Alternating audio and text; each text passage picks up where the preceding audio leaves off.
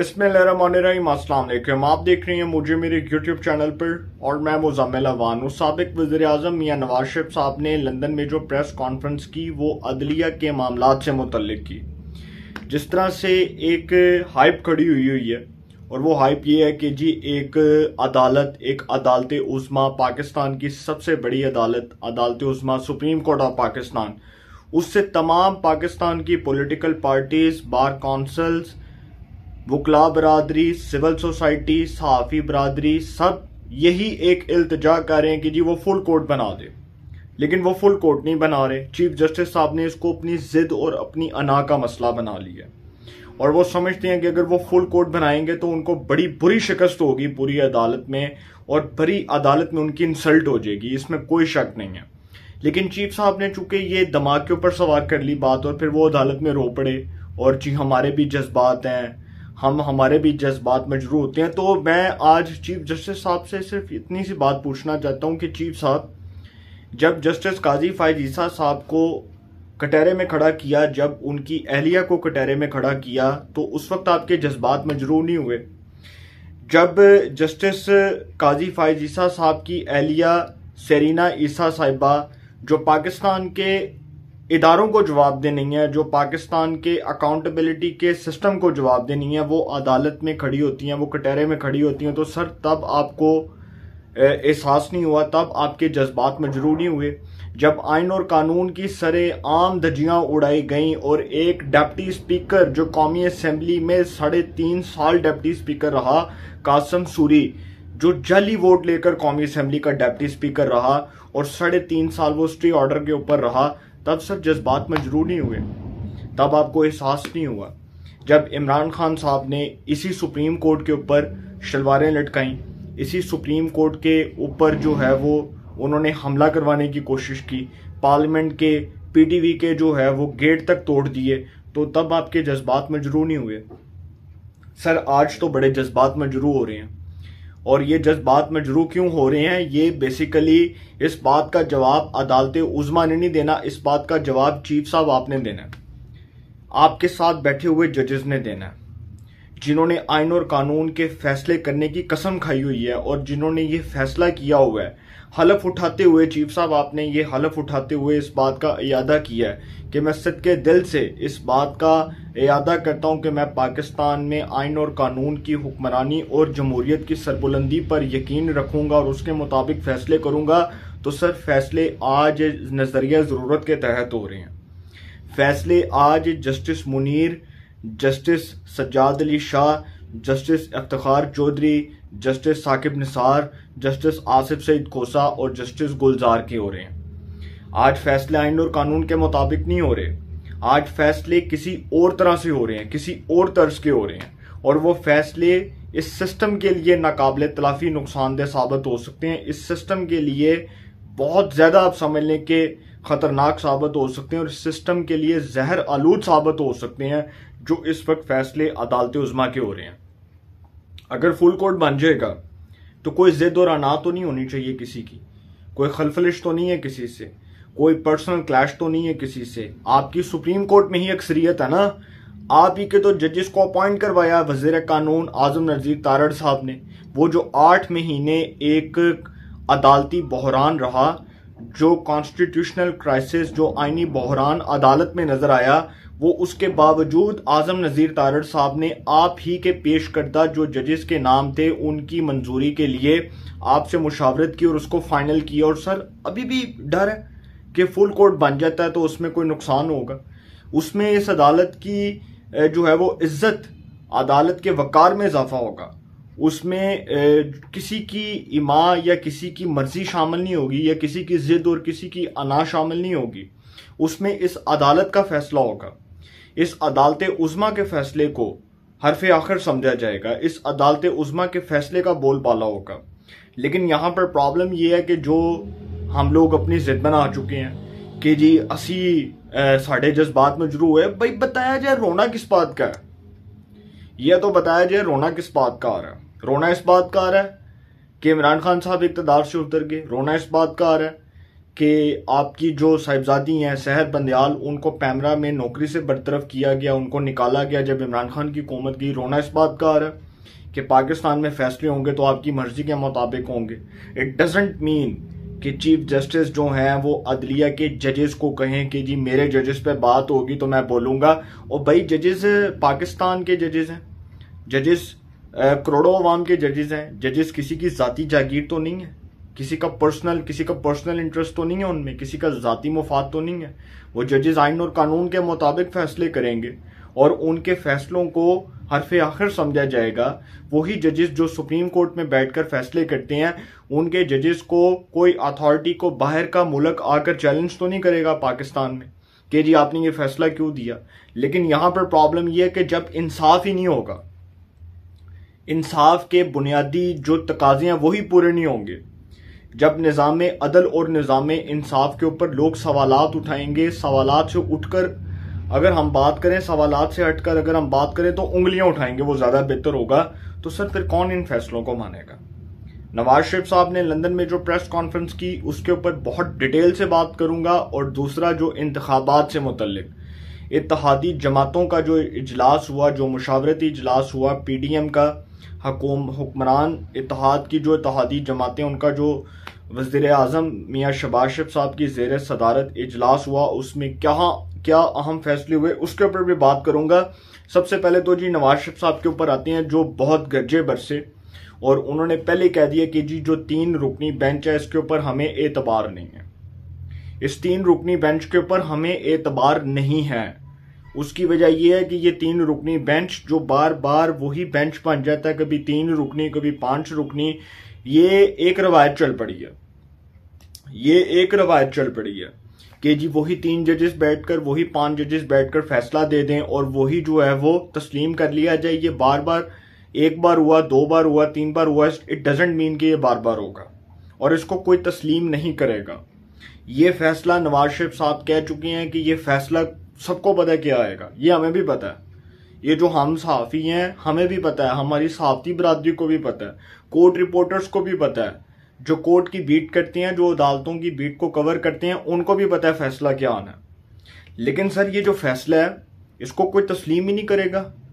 अक्सरियती फैसला जो 4-3 के तनासुब से आया, वही जजेस जो सुप्रीम कोर्ट में बैठकर उमर अताब बंदयाल साहब को ये बात समझा रहे हैं, चीफ जस्टिस साहब को कह रहे हैं कि जी अपने दिमाग दे, अपने पल्ले बांध लो है गल के अक्सरियती फैसला, लेकिन वो समझ ही नहीं रहे इस बात को। तो ये फैसला कौन तस्लीम करेगा? कोई भी नहीं करेगा। अब वो नवाज शरीफ साहब ने जो प्रेस कॉन्फ्रेंस की है, उन्होंने कहा है कि जी सब मुत्तफिक हैं कि फुल कोर्ट बनाया जाए। इस बेंच में वो 2 जज हैं, 2 ऐसे जज हैं जिन्होंने मेरे खिलाफ फैसला दिया। एक जस्टिस एजाजुल हसन साहब जिन्होंने 2017 में नवाज शरीफ साहब को पैनामा के केस में डिसक्वालीफाई करार दिया, और दूसरे उमर अताब बंदयाल साहब। अब आप सोचेंगे उमर अताब बंदयाल साहब ने नवाज शरीफ के खिलाफ कौन सा फैसला दिया? अब सबको याद होगा कि जब नवाज शरीफ साहब को पार्टी सदारत से हटाया गया था, जब पार्लियामेंट के अंदर और सेनेट के अंदर ये बिल पास हुआ था कि नवाज शरीफ जो है वो पार्टी सदर है, और जब सुप्रीम कोर्ट का 2017 में पैनामा के केस में फैसला आया था 5 रुकनी बेंच का कि नवाज शरीफ साहब जी नाअहल करार दे दिए गए हैं, लिहाजा वो पार्टी सदर नहीं बन सकते, तो उसके बाद कानून साजी हुई 2018 में और नवाज शरीफ साहब को पार्टी सदारत के लिए कानून साजी करके उनको एक बार फिर इलेक्ट किया गया। तो फिर जो है वो उमर अताब बंदयाल साहब वो जज हैं जो उस बेंच का हिस्सा थे, साकिब निसार साहब के साथ थे वो। तो उन्होंने फैसला दिया कि जी नाअहल शख्स पार्टी सरबराह नहीं बन सकता और नाअहल शख्स को आइन के मुताबिक पार्टी सरबराह रहने की इजाजत नहीं दी गई। उन्होंने ये फैसला दिया। अब ये नवाज शरीफ साहब जो हैं वो कह रहे हैं कि जी मेरे खिलाफ वो 2 जजेस जो हैं उन्होंने फैसला दिया, तो कौन जो है वो इन जजेस के फैसले को कबूल करेगा? अब वो कहते हैं कि जब बेंच ही कबूल नहीं तो फैसला कैसे कबूल होगा? अगर चीफ जस्टिस की जो है वो आंखों में जरा सा भी जो है वो बात कर रहे हैं, वो आंसुओं की बात कर रहे हैं नवाज शरीफ साहब, वो कहते ने अगर चीफ साहब की आंखों में जो है वो डर से आंसू निकले, अल्लाह के डर से आंसू निकले तो बहुत अच्छा हुआ। प्रेस कॉन्फ्रेंस करते हुए नवाज शरीफ साहब ने कहा कि ये कौमी मामला है, किसी ट्रक रेडी वाले या प्लॉट खाली कराने का इशू नहीं।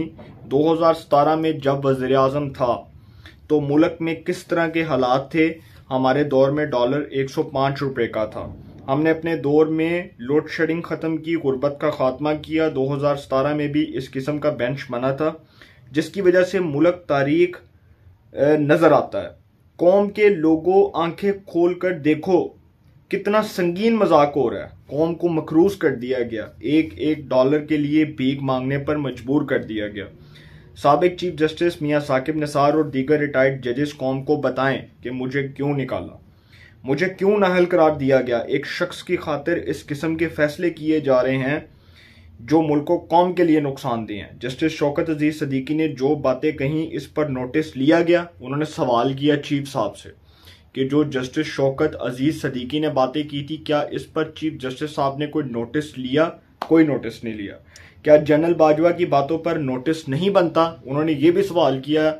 जो शाहिद मैतला साहब को इंटरव्यू दिया जनरल बाजवा ने, और इससे पहले वो जावेद चौधरी को इंटरव्यू दे चुके हैं, इन दोनों इंटरव्यूज को मद्देनजर रखते हुए, सामने रखते हुए नवाज शरीफ साहब कहते हैं कि जी क्या इस पर भी कोई नोटिस नहीं बनता? क्या इस पर भी जो है वो आप खामोशी से जो है वो इस मामले को रफा दफा कर देंगे? फिर 3 रुकनी बेंच पर सबको अदम एतमाद है। नवाज शरीफ साहब कह रहे हैं ये एक मखसूस मंसूबे के तहत हो रहा है और अगर ऐसा फैसला आया तो डॉलर 500 का हो जाएगा। अब नवाज शरीफ साहब एक और बात जो बड़ी इंटरेस्टिंग उन्होंने बात की, उन्होंने कहा कि ये जो जस्टिस एजाजुल हसन साहब हैं, ये तो मेरे खिलाफ पहले ही पैनामा केस का फैसला दे चुके हैं, और जितने केसेस में ये हुक्मरान इत्तेहाद के जितने भी केसेस हैं, जितनी भी पिटिशन सुप्रीम कोर्ट में उस पर दरखास्त के ऊपर समाअत हुई, जितनी भी पिटिशंस के ऊपर फैसले आए, जितनी भी दरखास्तों के फैसले आए, वो सब हमारे खिलाफ आए। एजाजुल हसन साहब ने मुझे खुद याद है कि अभी तक मुझे जितना याद है कोई एक फैसला भी इस हुकूमत के हक में नहीं दिया, मुझे जहां तक याद है। जस्टिस मुनीब अख्तर साहब, वो उनकी भी तारीख अगर आप उठाकर देखें तो वो आर्टिकल 63A से शुरू होता है प्रोसेस, और उसमें वो जी पार्लिमानी हेड वो चूंकि साजिद भट्टी साहब हैं काफ लीग के, तो जी आइन का जो कॉन्स्टिट्यूशन का जो आर्टिकल 63A है, उसमें बेसिकली जो सुप्रीम कोर्ट का फैसला है उसको खुद सुप्रीम कोर्ट ने रीराइट किया। कॉन्स्टिट्यूशन को सुप्रीम कोर्ट ने खुद रीराइट किया, अपने फैसले को तनाज़ात की जद में लाते हुए, कंट्रोवर्सी की जद में लाते हुए, और एक मुतनाज़ फैसला जारी करते हुए सुप्रीम कोर्ट ने उसको खुद रीराइट किया। मैं ये समझता हूँ, जितना मैं कानून को जानता हूँ या जितनी मुझे देर हो गई है इस सहाफ़त की फील्ड के अंदर, जितना मैं इस सहाफ़त के अंदर काम कर करके जितना मैंने इस चीज़ में एक्सपीरियंस हासिल किया है, मैं तो यही समझता हूँ। आगे किसी को लगता है कि प्रॉब्लम है तो फिर ठीक है, कोई अपने मुताबिक कानून की इंटरप्रिटेशन करे, लेकिन कानून ये नहीं कहता कि कॉन्स्टिट्यूशन का जो आर्टिकल 63A है उसमें कहीं पर पार्लिमानी हेड का जिक्र नहीं है। लेकिन उसके बावजूद जस्टिस मुनीब अख्तर साहब जी फैसला देते हैं और सुप्रीम कोर्ट उसमें खुद आइन को रीराइट करती है, इसमें कोई शक नहीं है। अच्छा जी, अब हुक्मरान इत्तेहाद जो है उसकी इत्तेहादी जमातों का इजलास हुआ वज़ीर आज़म शहबाज शरीफ साहब की ज़ेर सदारत, और वीडियो लिंक पर नवाज शरीफ साहब भी शरीक थे, आसिफ अली जरदारी साहब भी थे, इजलास में तारड़ साहब थे, चौधरी सालिक हुसैन साहब, तारिक बशीर चीमा, आजम नज़ीर तारड़ और दीगर जो सीनियर पॉलिटिशियंस हैं वो इस इजलास में थे, कुछ वीडियो लिंक के जरिए खिताब कर रहे थे। तो अब जी जो वज़ीर आज़म साहब की ज़ेर सदारत इजलास हुआ, इस इजलास का एलामिया आ चुका है, और एलामिया ये है कि जो इजलास हुआ उसमें सब जमातें इस बात पर मुत्तफिक हैं कि फुल कोर्ट बनाया जाए, सुप्रीम कोर्ट मुतनाज़े होने से बचने के लिए फुल कोर्ट तश्कील दे, एलामिया। उसके बाद जी 3 रुकनी बेंच का बाइकआउट किया जाएगा। नवाज शरीफ साहब से शहबाज शरीफ साहब ने पूछा, तो शहबाज शरीफ साहब ने जब ये बात पूछी नवाज शरीफ साहब से कि आप बताएं आप क्या तजावीज़ पेश करेंगे, तो नवाज शरीफ साहब ने कहा कि मैं अटॉर्नी जनरल मंसूर अवान साहब को कहूंगा कि वो अदालती कार्रवाई का बाइकआउट कर दें, वो अदालती कार्रवाई का बाइकआउट कर दें, वो अदालत में पेश ही ना हो, और वो कहेंगे जी हम चूंकि ये 3 रुकनी बेंच जिस पर हम सबको अदम एतमाद है और हमारा जो है इन पर एतमाद नहीं है, हम इन पर अदम एतमाद कर चुके हैं, लिहाजा हम इनकी कार्रवाई का, अदालती कार्रवाई का हिस्सा नहीं बनेंगे और हम इस बेंच के सामने शामिल नहीं होंगे। अब ये जो बेंच है इसमें जी 3 रुकनी बेंच, वही जस्टिस एजाजुल हसन, जस्टिस मुनीब अख्तर और चीफ जस्टिस साहब। तो चीफ साहब ने जी एक और डंडी मार दी और सबको शायद लग रहा था कि शायद वो हो सकता है कि कोई दूसरे जजेस बैठा दें, हो सकता है कि जो हुकूमत की तरफ से जो तनकीद हो रही है उसके बाद वो हो सकता है कि अपना फैसला ही तब्दील कर दें, कोई और जजेस बिठा दें। लेकिन मौसूफ ने क्या किया, उन्होंने बेंच तश्कील दे दिया 3 रुकनी। जब 3 जजेस बचे उस बेंच में, पहले ये बेंच जो है वो बिल्कुल ठीक होता था, फिर ये बेंच आधा टूटा, फिर ये बेंच फिर आधा टूटा, फिर ये बेंच तकरीबन टूट गया और लंगड़ा हो गया। फिर ये जब 3 रुकनी बेंच रह गया तो 3 जजेस ये बेंच से उठे और उन्होंने नया बेंच तश्कील दे दिया। ये सर इस पाकिस्तान में आइन और कानून का हाल है। इससे ज़्यादा मैं बहस ना किसी से करना चाहता हूँ, ना मैं इसके ऊपर बहस करने के लिए मेरे पास इतना कीमती वक्त है। और उसके बाद जी एलामिया जो है उसके ऊपर ही आ रहे हैं। हुकूमत और इसकी इत्तेहादी जमातें मुत्तफिक हैं क्योंकि 3 रुकनी बेंच से इंसाफ की तवक्को नहीं, ये एलामिया का हिस्सा है। और फैसला किया गया कि आइंदा किसी भी गैर आइनी फैसले को तस्लीम नहीं किया जाएगा। नवाज शरीफ और जरदारी वीडियो लिंक के जरिए इजलास में शरीक हुए। एलामिया के मुताबिक एक ही रोज में इलेक्शन का मुतालबा आज़ादाना इंतखाबात का बुनियादी दस्तूरी तकाजा है।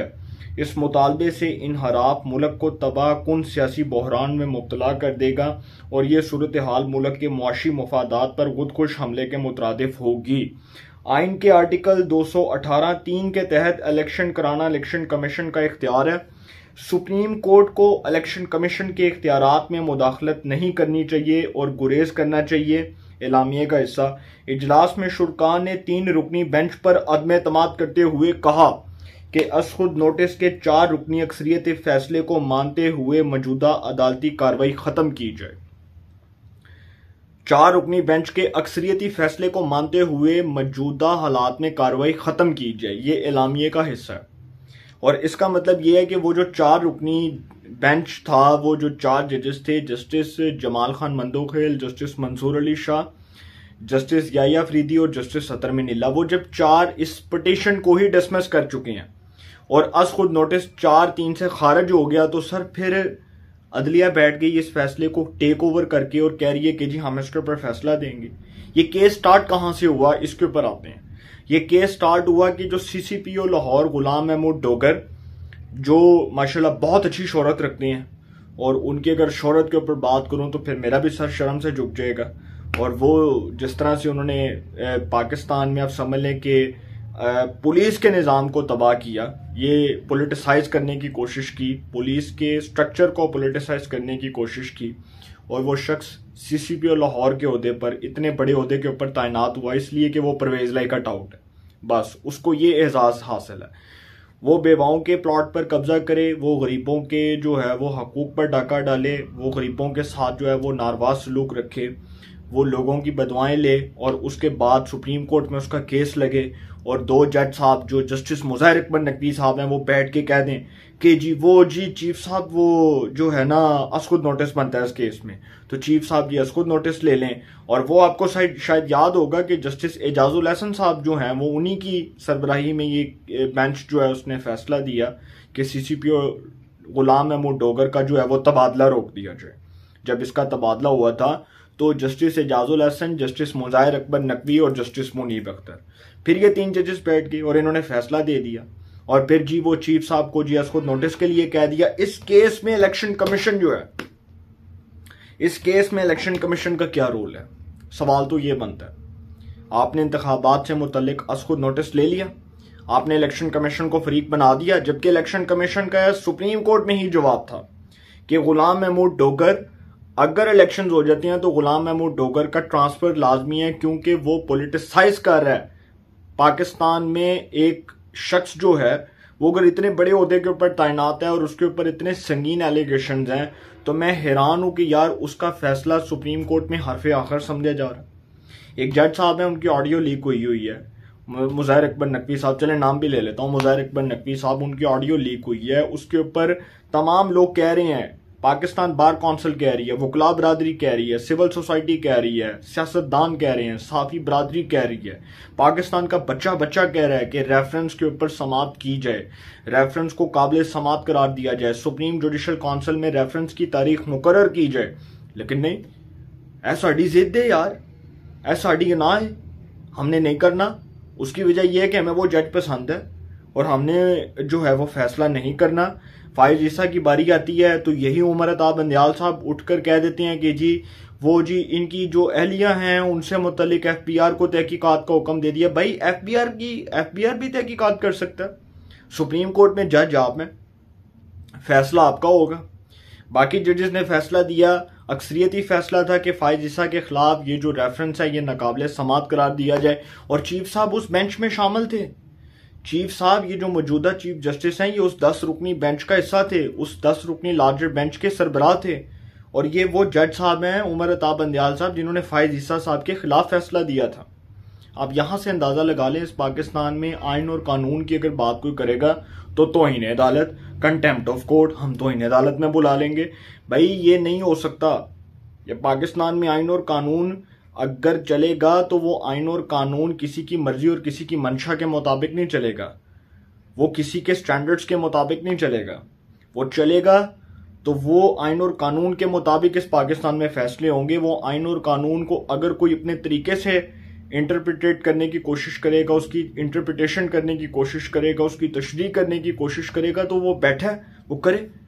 वो आइन और कानून जो आर्टिकल 63A के ऊपर जो फैसला है वो सुप्रीम कोर्ट का ही फैसला है ना, उसको कोई तस्लीम तो नहीं करता। आज ये एक वक्त में डिसमिस हो जाएगा, ये एक वक्त में डिसमिस हो जाएगा आर्टिकल 63A का फैसला। और ये जो 3 रुकनी बेंच बैठा, ये जो 3 रुकनी बेंच बैठा जिसने ये फैसला करना है कि जी इंतखाबात करवाने हैं, पीर के दिन जी समात होगी, तो सर ये जिस दिन फैसला देंगे आप देखिएगा कुछ देर बाद डिसमिस हो जाएगा। और जस्टिस उमर अता बंदियाल साहब के हवाले से मैं अभी राना सनाउल्लाह साहब का वो स्टेटमेंट भी सुन रहा था, चूंकि इफ्तारी हुई और उसके बाद कुछ मसरूफियात थी, तो व्लॉग करने से पहले मैं सुन रहा था कि राना सनाउल्लाह साहब कह रहे हैं कि हम जस्टिस उमर अता बंदियाल, जस्टिस एजाजुल हसन और जस्टिस मुनीब अख्तर तीनों के खिलाफ रेफरेंस लेकर आ रहे हैं। सुप्रीम जुडिशल काउंसिल में रेफरेंस दायर होगा। इट मीन्स के तीनों जजेस पर अदम एतमाद है, तीनों फुल कोर्ट नहीं बना रहे, चीफ साहब फुल कोर्ट नहीं बना रहे, उनकी जिद और उनकी ना है। तो इसका मतलब उनको पता है कि फुल कोर्ट में उनके पास अक्सरियत नहीं है और उनको बड़ी बुरी शिकस्त होगी उस फुल कोर्ट में, क्योंकि जजेस जो हैं वो पहले उन पर अदम एतमाद कर चुके हैं।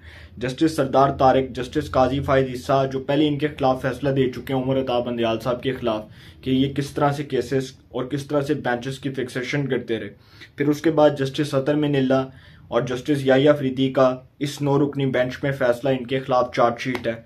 फिर जस्टिस मंसूर अली शाह और जस्टिस जमाल खान मंदोखेल का फैसला इनके खिलाफ चार्जशीट है। फिर जस्टिस काजी फायज ईसा और जस्टिस समीनुद्दीन ने उसको नोटिस के ऊपर जो फैसला दिया वो इनके खिलाफ चार्जशीट है। तो चीफ साहब को पता है घेरा उनके खिलाफ तंग है। अदालत के अंदर जजेस उन पर अदम एतमाद कर रहे हैं और उन पर अदम एतमाद हो चुका है, बड़ी बुरी तरह हो चुका है। अब वो चीफ के ओहदे के ऊपर बैठने के मैं नहीं समझता कि वो कायल रहते हैं या वो रह सकते हैं, लेकिन मैं नहीं समझता कि वो इस काबिल रहे हैं कि शायद वो चीफ के ओहदे पर रहें, क्योंकि अब्दुल हमीद डोगर का जो हाल हुआ था, सज्जाद अली शाह का जो हाल हुआ था, वो तारीख अपने आप को अगर फिर एक बार दोहराती है तो इसका मतलब कि इदारा पोलिटिसाइज होने से बच जाएगा। मैं ये समझता हूँ, जो मेरा अपना पर्सनल एनालिसिस है, जो मैं इतनी देर फील्ड रिपोर्टिंग में काम करके इस चीज़ को एनालाइज कर चुका हूँ, जितना मैं इस चीज़ को एनालाइज करता हूँ मैं आपको वो चीज़ बता रहा हूँ।